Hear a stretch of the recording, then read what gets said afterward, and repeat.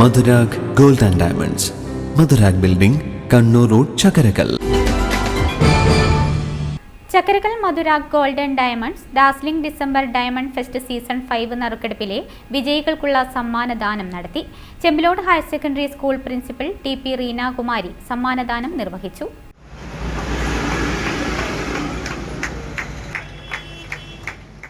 അവർക്ക് സമ്മാനങ്ങൾ വിതരണം ചെയ്യുക എന്നത് സമൂഹത്തോടുള്ള അവരുടെ പ്രതിബദ്ധത നമുക്ക് കാണാൻ കഴിയുന്നതാണ്.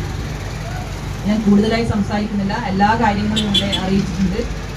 ഈ ഒരു മുഹൂർത്തത്തിൽ പങ്കാളിയാവാൻ കഴിഞ്ഞതിൻ്റെ സന്തോഷം ഞാൻ നിങ്ങളുമായി പങ്കുവയ്ക്കുന്നുണ്ട്.